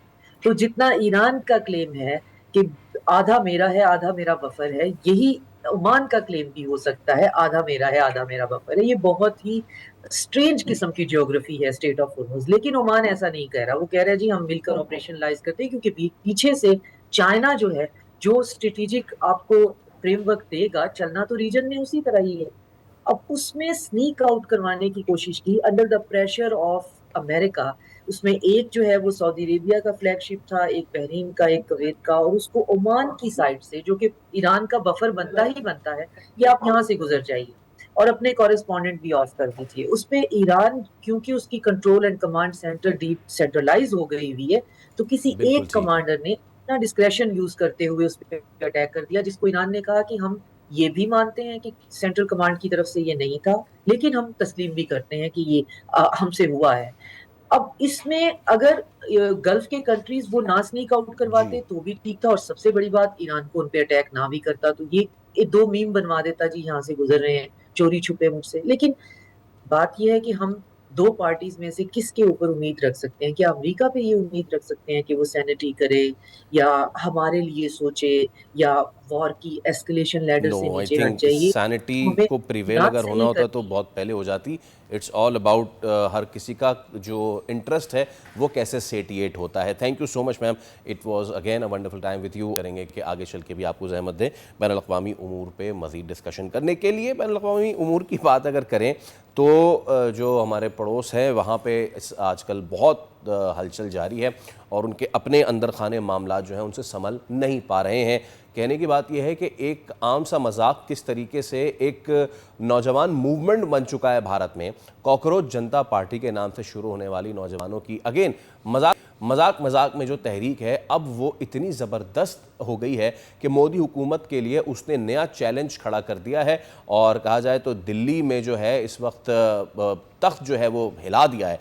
जंतर मंतर जो है वहाँ से लेके पार्लियामेंट तक मार्च, पुलिस से झड़पें, आंसू गैस, लाठी चार्ज, और इसके साथ साथ जो सोनम वांगचुक हैं उनकी भूख हड़ताल, ऑल्दो कि उनको घसीट के वहाँ से ले जाया गया और ले जा के फिर उनकी भूख हड़ताल ख़त्म की गई। लेकिन उसके बाद बिल्कुल बाद फिर हमने देखा कि जो दीपके हैं जो कि कॉकरोच जनता पार्टी के बानी हैं, वो फिर भूख हड़ताल पे बैठ गए। अब ये सब हुआ क्यों है? ज़ाहिर सी बात है ये मुबैना करप्शन है इम्तहानी निज़ाम में, पेपर लीक्स, और जो वज़ीर तालीम है धर्मेंद्र प्रधान, उनके इस्तीफ़े का मुतालबा हो रहा है। लेकिन ये तो एक छोटी बात है, बड़े कॉन्टेक्स्ट में ये क्या मतलब है भारत के लिए?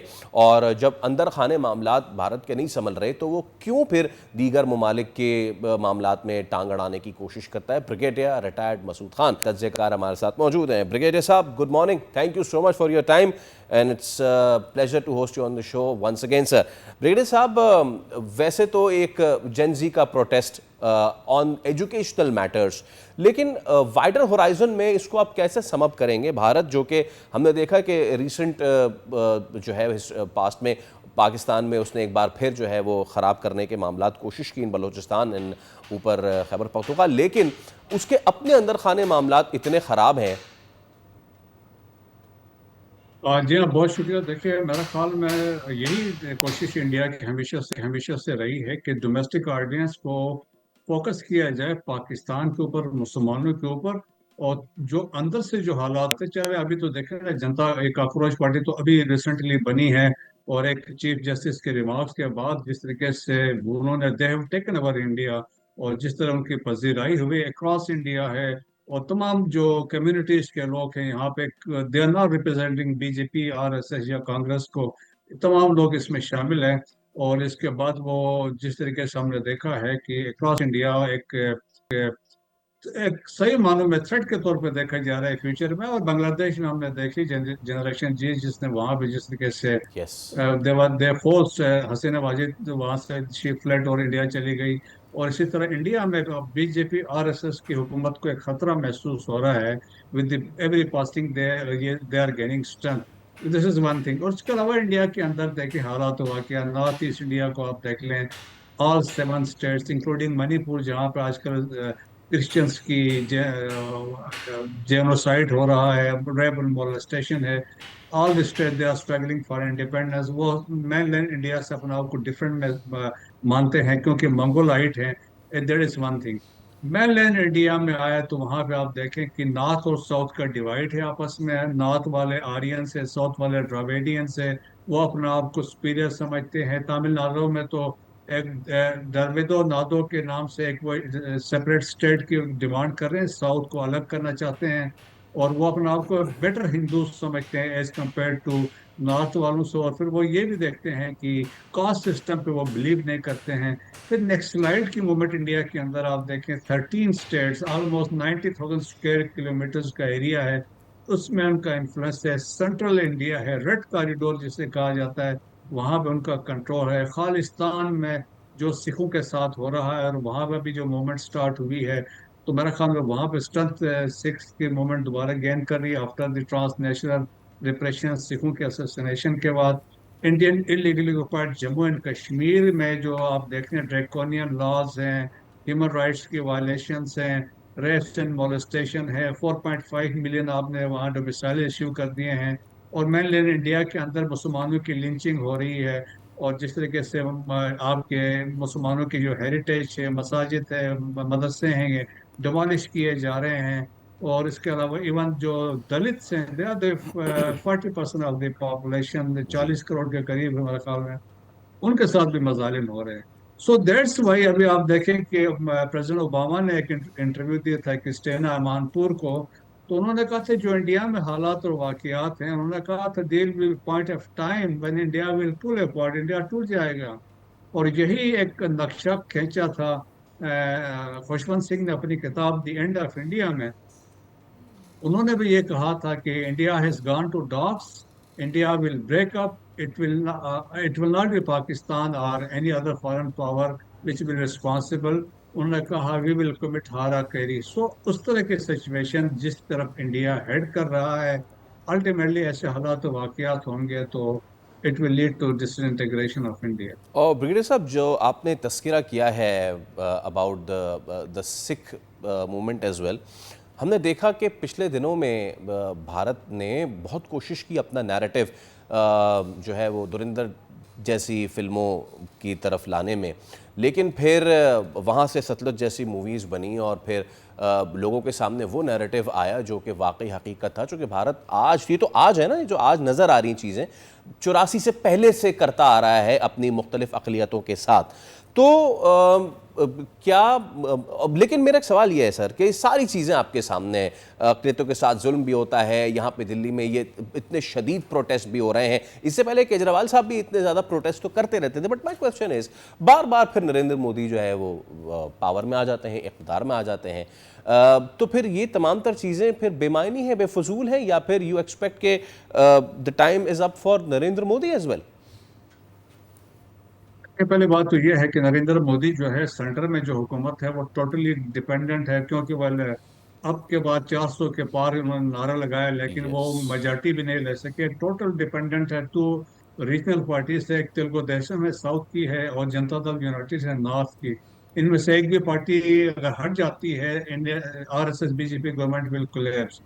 लेकिन जो वेस्ट बंगाल में इलेक्शन वो जीते हैं और जिसमें ममता बनर्जी पिछले 15 साल से हुकूमत कर रही थी, वहां पे तो देखे उन्होंने, वहां पे इलेक्शन कमीशन ने इनको फैसिलिटेट किया, 9 मिलियन मुसलमानों के वोट गायब कर दिए गए थे। जी। So it was a by design और एक ऑर्केस्ट्रेटेड इलेक्शंस थे जिसमें कोशिश की गई कि बीजेपी आरएसएस को पावर में लाया गया है। तो एक तो वहां पे वो सूरत हाल है। दूसरी इंपॉर्टेंट चीज ये देखें कि धुरंधर को उन्होंने टैक्स फ्री कर दिया, पानीपत को टैक्स फ्री कर दिया, जहाँ पे वो अपने आप को सुपरियॉरिटी शो करने की कोशिश करते हैं। फिजिकली ऐसा नहीं है मर के हक हमने देखा, बुनियाद मखसूस है, स्टिफ रिटॉर्ट आप देख लें जिसमें हमने उनको जो साथ किया है, चाइनीज ने लद्दाख और इसमें गलवान में इनके साथ किया। सो इनकी कोई हैसियत नहीं है। सतलुज आप देख लें कि सतलुज तो एक रियल स्टोरी पे बेस कर रही थी, और जो इंडियन के आप जो कमीशन की इंक्वायरीज पे वो फिल्म बनी थी, लेकिन जो है उनको खतरा था कि इससे वो सिखों के सेंटिमेंट्स दोबारा रिवाइव होंगे। लेकिन फिल्म रिलीज हुई, अभी तो यूट्यूब पे अवेलेबल है, तो सिखों को भी रियलाइज हुआ उनकी हैसियत इंडिया के अंदर उनकी क्या है। और जो वो जिस तरह मजालिम हुए हैं, आप देखें ना कि आप ब्लू ऑपरेशन ब्लू स्टार हुआ ब्लू स्टार। 1984 में, और उसके बाद से जो सिखों की असैसिनेशन हुई inside and outside golden temple, फिर अमृतसर के सराउंडिंग में, और फिर इसके बाद आप देखें जब इंदिरा गांधी को असैसिनेट किया उनके बॉडी गार्ड्स ने, उसके बाद जो लोग मारे गए हैं खासतौर पर दिल्ली में, तो जी सिखों ने यहाँ तक वो प्रेशर में थे, दाढ़ी और अपनी बाल मुंडवा दिए जी थे। बिल्कुल। तो वो सूरत हाल थी। अब सिख रियलाइज कर रहे हैं उनके साथ बड़ा हाथ हो गया है। दैट्स वाई वो एक किस्म की वहाँ पे रिवाइवल है अब खालिस्तान मूवमेंट। एब्सोल्युटली, और और जब रियलाइज़ इस वहाँ पे की जो जेंजी है वो भी कर चुकी है कि किस कदर उनके साथ नाइंसाफ़ी और ज़्यादती हो रही है। बहुत शुक्रिया, ब्रिगेडियर रिटायर्ड मसूद खान हमारे साथ मौजूद थे। वेल, एक ब्रेक ले रहे हैं, उसके बाद दीगर स्टोरीज़ हैं, लेकिन है इंटरेस्टिंग, कहीं नहीं जाइएगा, हमारे साथ ही रहिएगा।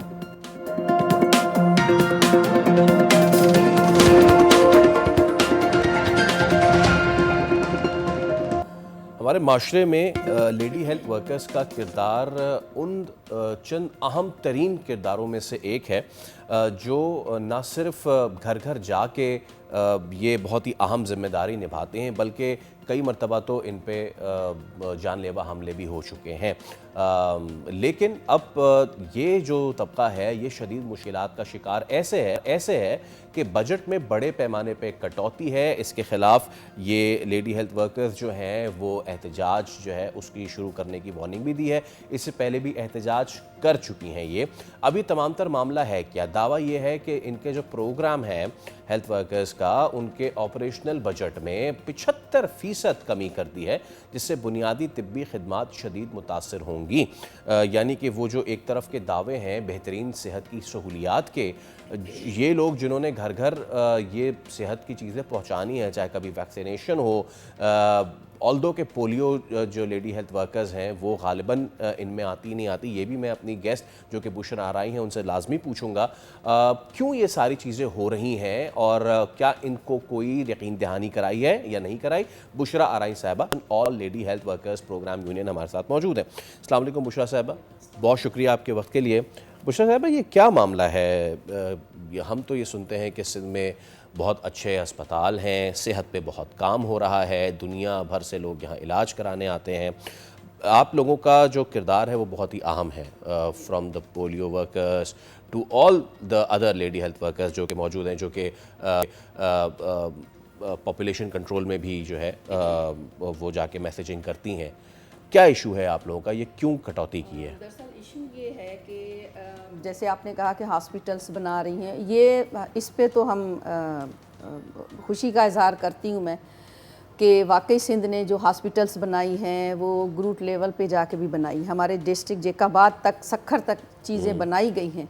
हॉस्पिटल्स हैं, चिल्ड्रन हॉस्पिटल है, SIUT है, NICVD है। मगर सिंध गवर्नमेंट से, इस रियासत से मैं ये पूछूंगी कि जो चीज़ें आपने बनाई है उसकी अवेयरनेस कौन देगा जब आप हमारे प्रोग्राम को ख़त्म कर रहे हैं।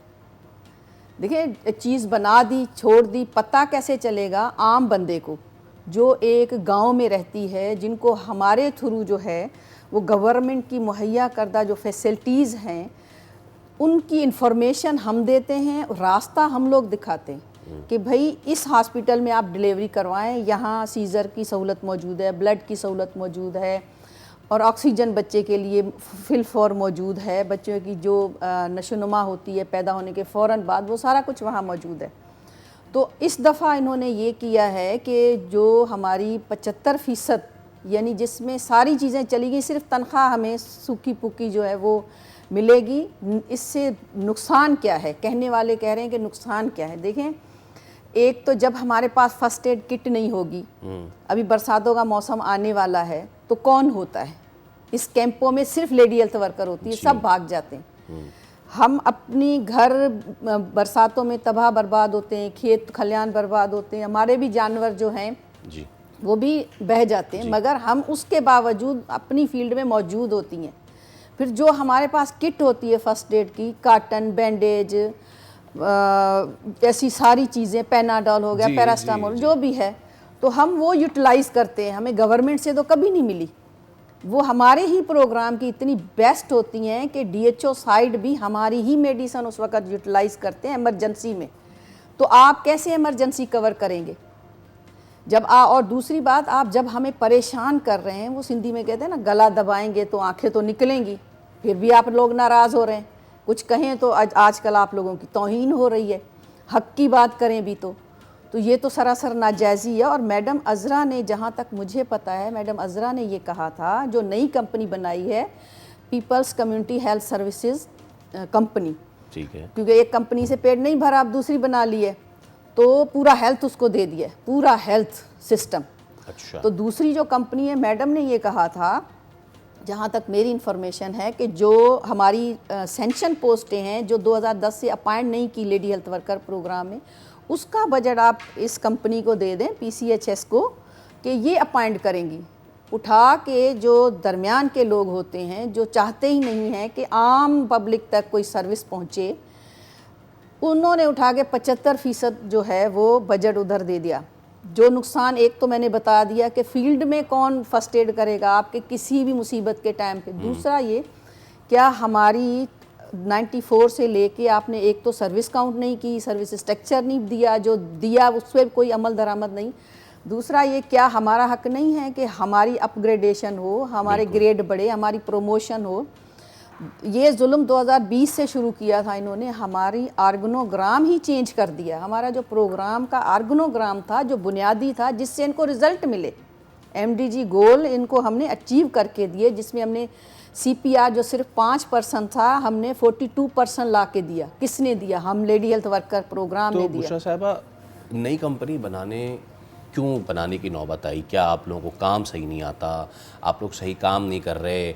आप लोग क्योंकि अब मुझे तो अवेयरनेस नहीं थी, लेकिन ये आपने बताया, तो आप लोगों का काम सिर्फ जाके ड्रॉप्स पिलाना ही नहीं, बल्कि आप लोग तो जाके इन्फॉर्मेशन भी दे रहे हैं ना। This is huge. तो क्यों जरूरत पेश आई है नई कंपनी बनाने की? पोलियो तो एक वॉलंटियर काम, वो तो एक वॉलंटियर काम है, वो एज अ वॉलंटियर, वो डिफरेंट है इनसे, डिफरेंट है। वो हमारा काम नहीं है, मगर एज अ गवर्नमेंट मुलाजिम, एज अ HR हम ये सपोर्ट करते हैं। उसमें भी आप लोग हम लोग होते हैं, और वो हमने ही ख़त्म किया। कोरोना किसने किया? इन्होंने, देखें, हॉस्पिटल्स में सब कुछ किया, मगर जब हमारी फ़ौज, हम लोग फील्ड में उतरे, कई हमारी वर्कर्स इसी वजह से मारी गई, क्योंकि इन्होंने हमें सिक्योरिटी का कोई इंस्ट्रूमेंट नहीं दिया था।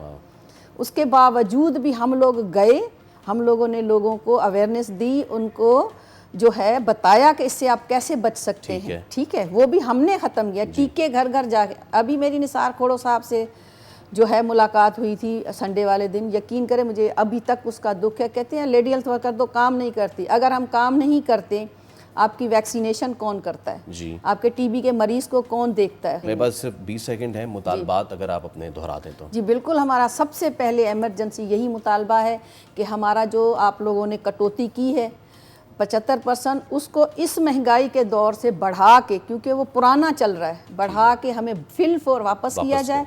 और हमारा ऑर्गनोग्राम जो बुनियादी था, जो मोहतरमा बेनज़ीर भुट्टो ने शुरू किया था, वो हमें वापस दें, क्योंकि उसी से आप लोगों को रिजल्ट मिले थे। गलबन आपके लोगों पे होने की तस्वीर है। जी हाँ, बहुत शुक्रिया, बिल्कुल, thank you so much. Bushra Rahi साहब हमारे साथ मौजूद थी, और जो लेडी हेल्थ वर्कर्स को मसाइल थे उस पर गुफ्तगू कर रही थी। एक मुख्तसर सा वक्फा ले रहे हैं, उसके बाद दोबारा हाजिर होंगे। Stay with us.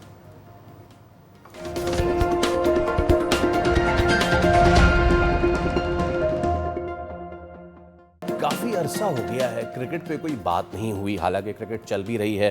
Practice match ज़रूर चल रहा है। पाकिस्तान क्रिकेट टीम इन दिनों वेस्ट इंडीज़ के दौरे पर है, और वेस्ट इंडीज़ सेलेक्ट 11 के अगेंस्ट ट्रिनिडाद में मैच जारी है। पाकिस्तान का 3 दिन का खेल हुआ है, वैसे 4 रोज़ा प्रैक्टिस मैच है। हाईलाइट ये है कि बाबर आजम ने सेंचुरी बना दी है। पाकिस्तान ने पहले ऑप्ट किया बैट करने का, और पाकिस्तान ने 55 रन्स 4 खिलाड़ी आउट पे डिक्लेयर किया, जिसके बाद इसमें बाबर आजम के 100 शामिल हैं। अजान वेस जो कि एक नई एक्साइटिंग टैलेंट है, उन्होंने 100 किए हैं। अगेन अब्दुल्ला फजल उन्होंने 50 किए हैं। शान मसूद ने 70 की इनिंग्स खेली है। फिर सलमान अली आगा और मोहम्मद रिजवान ने 40-44 की इनिंग्स खेली है। इसके बाद फिर वेस्ट इंडीज़ आई बैटिंग करने और पाकिस्तान के बॉलर्स ने खातिर खा कारकर्दगी दिखाई है और मोहम्मद अली, मोहम्मद अब्बास सब जो है they are in the wicket tally. और वेस्ट इंडीज़ जो है उसने तीसरे दिन के अख्ताम पे जो है वो 268 रन्स बनाए थे और उनके 8 खिलाड़ी आउट हो गए थे। और तेज नारायण चंद्रपॉल जो कि शिव नारायण चंद्रपॉल के साहबजादे, उन्होंने 51 रन्स की इनिंग्स खेली है। पाकिस्तान के जो वेस्ट इंडीज़ का बाकायदा आगाज़ होगा वो इस 4 रोज़ा प्रैक्टिस मैच के बाद होगा। Let's see if Babar end को जो है वो चाहते हैं अपनी ये जो प्रैक्टिस मैच की फॉर्म है उसको असल जो पहला टेस्ट है वो उसमें इंक्लूड करते नहीं करते। वैसे जो वर्ल्ड टेस्ट चैम्पियनशिप है उससे तो पाकिस्तान दूर, बल्कि बहुत दूर तक जा चुका है। So Pakistan will be praying for respect. जनाब, तो ये तो था थोड़ा सा क्रिकेट का अहवाल। अब आगे चलते हैं अपनी अगली स्टोरी। पाकिस्तान में क्रिप्टो करेंसी के मुस्तकबिल पर अब एक नई बहस छिड़ गई है। वो क्यों? वो यूं कि एक तरफ तो हुकूमत डिजिटल असासों के फ़रोग़ की पॉलिसी पर गामज़न है और दूसरी जानिब शरई मौक़िफ़ ने कई सवालात खड़े कर दिए हैं। Pakistan virtual assist regulatory authority ने मुल्क के बड़े दीनी इदारे से क्रिप्टो असासों की शरई दर्जाबंदी पर वजाहत तलब कर ली है। वाज़ेह रहे कि गुज़िश्ता माह जारी होने वाले शरई फतवे में क्रिप्टो के ज़रिए ख़रीदो फ़रोख्त को गैर शरई करार दिया गया था, जिसके बाद हुकूमती क्रिप्टो पॉलिसी पर सवालात भी उठे थे, लेकिन बाद में कई ऐसे भी फतावा आए कि जिन्होंने इसको ठीक भी करार दिया। क्रिप्टो एक्सपर्ट मोहम्मद हारून हमारे हैं, उनसे इस हवाले से गुफ्तगू करेंगे। हारून, अस्सलाम वालेकुम, good morning, thank you so much for your time. Haroon, पूरी दुनिया जो है वो देख रही है कि किस तरीके से क्रिप्टो जो है वो आगे आगे बढ़ रहा है और पाकिस्तान ने तो रिसेंटली डोनाल्ड ट्रंप के साथ जो पाकिस्तान के रवाबित अच्छे हुए हैं उसमें क्रिप्टो भी एक बहुत ही बड़ा जो है वो अमल करार दिया जा रहा है।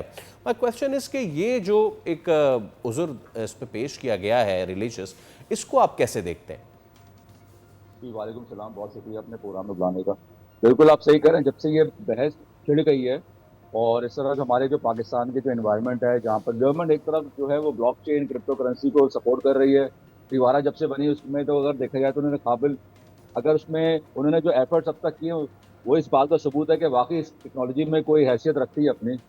लेकिन आजकल जो इस हवाले से जो बहस की जा रही है कि जी इसका फतवा जो दिया गया मुफ्ती तकी उस्मानी साहब से, उसमें अगर देखा जाए तो बहुत से लोग, बहुत से जो अकाबरीन है वो आज भी इस पर बहस करते हैं कि हमसे पूछा नहीं गया, हमारे किसी उलमा से राय नहीं ली गई कि आया कि वाकई ये हराम है या ये हलाल है, किस हवाले से बात की गई है। तो इस तरह की जो हलचल मचाने वाली जो चीज़ें होती हैं ना, वो ज़्यादातर जो हमारी आने वाली जो जिद्दत होती है उसको वो रोक देती है।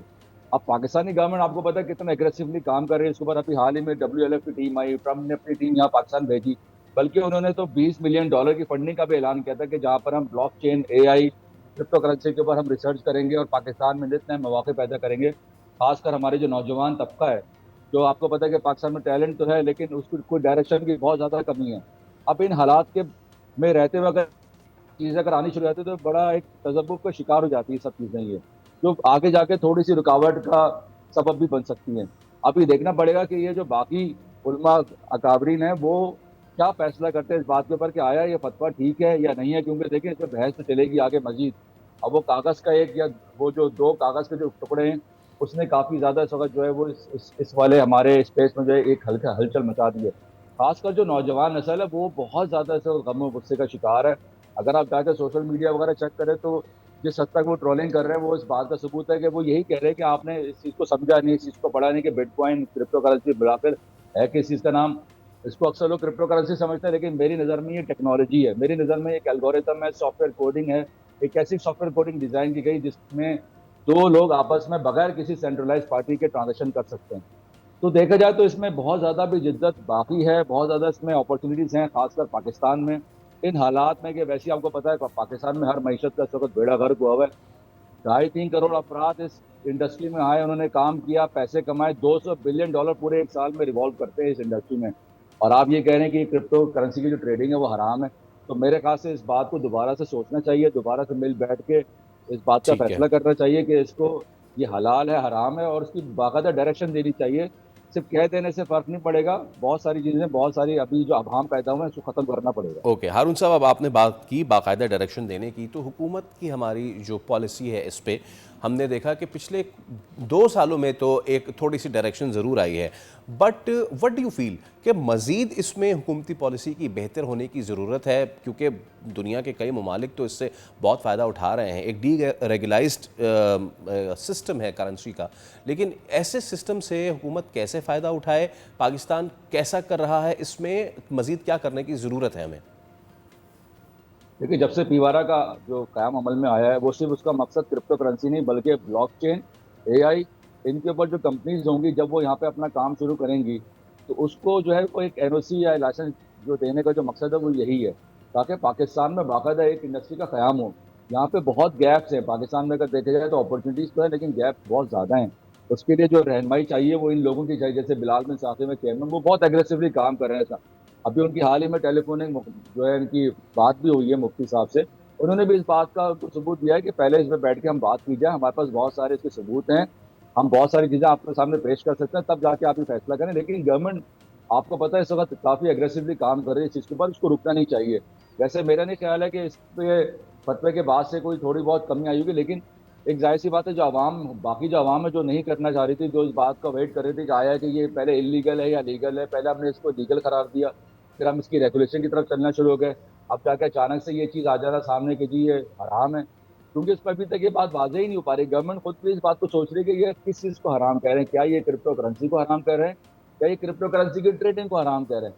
मैंने आपसे पहले भी कहा था क्रिप्टो करेंसी एक टेक्नोलॉजी का नाम है, एक उसके प्रोटोकॉल का नाम है, एल्गोरिथम का नाम है, और अगर ये बात आप देखी जाए तो लोग इस चीज़ को बड़ा मिक्स कर देते हैं। साइंस का तो किसी मज़हब से ताल्लुक हो सकता है, टेक्नोलॉजी का मेरा ख्याल है, शायद मैं गलत हूँ, टेक्नोलॉजी का ताल्लुक मज़हब से होना बनता नहीं है। ओके अच्छा हारून, आपने बिलाल बिन साक़िब का नाम लिया, जितना अग्रेसिवली उन्होंने पिछले 4 से 5 सालों में काम किया है दैट्स कमेंडेबल। क्या समझते हैं कि पाकिस्तान को, जैसे बिलाल बिन साक़िब हो गए, इस तरह के लोगों से हम कैसे इनसे मज़ीद फ़ायदा उठा सकते हैं? I will repeat my question, Pakistan के पॉलिसी साज जो इदारे हैं वो कितना अब तक इस बहुत बड़ी इंडस्ट्री को समझ पाए हैं, कितना मज़ीद हमें समझने की ज़रूरत है? देखिए, जहाँ तक समझने का ताल्लुक है, वाकई इसमें कॉम्प्लिकेशंस हैं। ज़्यादातर आपको इसमें जो नज़र आएंगे वो जेंजीज हैं, ठीक है। बहुत पुराने जो दौर के लोग हैं, 60 या 70 के दहाई के लोग हैं, उनको तो समझ ही नहीं आती ना चीज़ ये मैंने कहा ना कि ये दुनिया भर में, लेकिन अगर आप उनको जायज़ा लें, उनका तकाबला करें तो बहुत सारे मुल्क जैसे इंडिया है, जैसे थाईलैंड है, मलेशिया है, वहाँ पे तो बाकायदा सॉफ्टवेयर हाउसेस हैं जो इसकी ब्लॉकचेन जो है वहाँ पे कंपनीज डेवलप करते हैं, उनके लिए सॉफ्टवेयर बनाते हैं, वो एक्सपोर्ट भी करते हैं। हमारे जो आईटी इंडस्ट्री का जो एक जाहिर सी बात है, आईटी हर एक की एक एज होती है, उसकी एक एक्सपायरी होती है। आईटी इंडस्ट्री जितना पाकिस्तान में काम किया वो काबिल तहसीन है, लेकिन उसके साथ साथ जब जब नई जिद्दतें आई हैं उसमें इन कंपनीज को आगे बढ़ के हिस्सा लेना चाहिए, जो मुझे ऐसा कम नज़र आता है, क्योंकि उसकी वजह ये कि टेक्नोलॉजी खुद इटसेल्फ एक डिसेंट्रलाइज टेक्नोलॉजी है, और इसको समझना, इसको परखना, इसको हर चीज़ के जायरे से देखना एक बड़ा मुश्किल काम है। तो पाकिस्तान को ये देखना चाहिए कि जो बाकी ममालिक जो उस वक्त एग्रेसिवली काम कर रहे हैं उनको देखा देखी अगर हम यहाँ पर अपने पास इंस्टीट्यूट, इदारे या ये इस तरह के जो है कुछ आईटी पार्क्स हम बनाए जहाँ पर इन चीज़ों की बाकायदा तालीम दी जाए। बहुत सारे कॉलेजेस, यूनिवर्सिटी हाई लेवल के अगर देखें तो उनके पास भी अभी तक ब्लॉकचेन का आगाज़ नहीं हुआ है, जो कर देना चाहिए। हम बहुत लेट हो रहे हैं इस काम में। एब्सोल्युटली, और हम मज़ीद लेट होना अफोर्ड कर नहीं सकते। मोहम्मद हारून क्रिप्टो एक्सपर्ट हमारे साथ मौजूद थे, बहुत शुक्रिया आपके वक्त के लिए। मज़ीद ब्लॉकचेन्स का बनना, आईटी पार्क्स की डेवलपमेंट बहुत ज़रूरी है सो दैट हम इस एस्पेक्ट ऑफ करेंसी से फ़ायदा उठा सकें। वेल विद दैट हम आपसे ले रहे हैं इजाज़त, अब आपसे मुलाकात होगी कल। रखिए अपना ख्याल, अल्लाह हाफ़िज़।